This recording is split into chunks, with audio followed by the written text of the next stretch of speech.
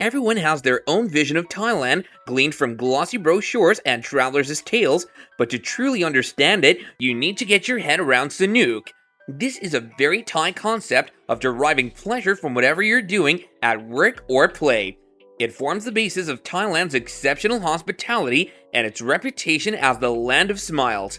In this video, we'll pick out some underrated things to consider doing while in Thailand and some overrated activities. At the end of the video, we'll give you some travel tips, so make sure to watch the whole video. Visiting the capital of Bangkok is one of the coolest experiences you'll have while in Thailand. Setting foot in Bangkok for the first time can be overwhelming. The bright lights, the constant offers of rides from tuk-tuk drivers, the frantic haggling in the market, the golden spires of historic temples glittering in the sky, which makes guided tours led by locals the smartest way to explore the best things to see and do in Bangkok.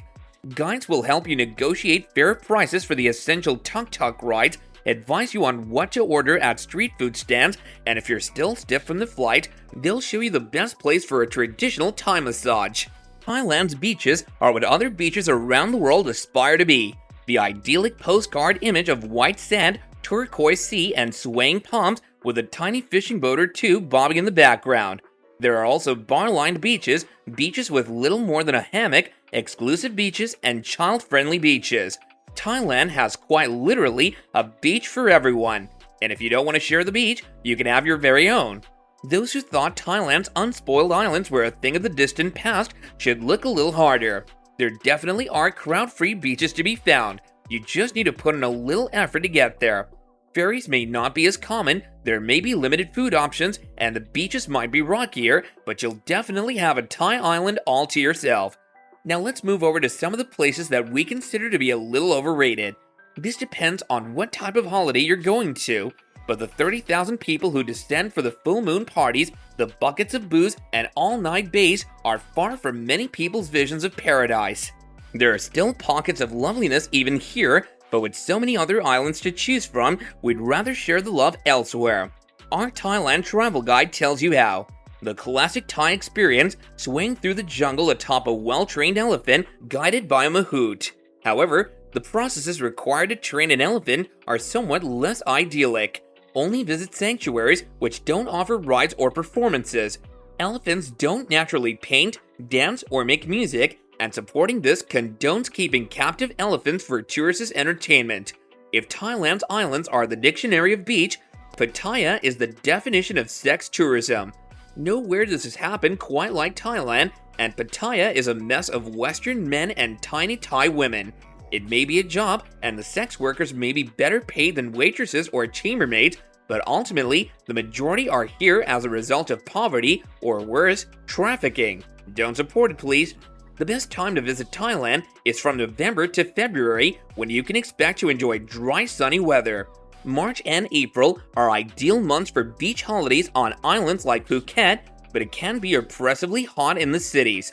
Thailand's rainy season begins in May and is wettest in August and October, when trekking becomes difficult and some journeys can be affected.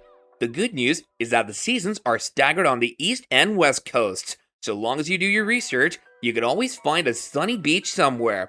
Thanks a lot for watching, you guys. As I promised, here are some tips and advice if you're going to Thailand.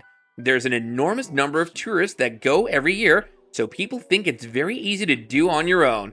And in some ways it is, but the majority of people that go there will go to 3 or 4 places, all well-known places that are massively commercialized, and certainly for the beach resorts, you could be anywhere in the world.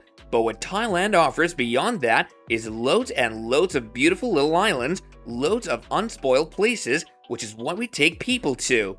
It's much more real Thailand, so you can do Thailand by yourself, but to really get to know people, to get out to the areas where they don't speak English and where they're not as affected by tourism, it's best to have a guide. My last tip is a beach advice. You really need to be careful with which beaches you go to. Many of the West Coast places in particular are very developed and not at all like the pristine brochure images. There are high-rise buildings, loads of girly bars, and gap year students. You need to look a bit harder, but there are still some nice islands. Thanks a lot for watching, you guys. If you enjoyed the video, then do be sure to like and subscribe. Follow us for more content every week. See you next time.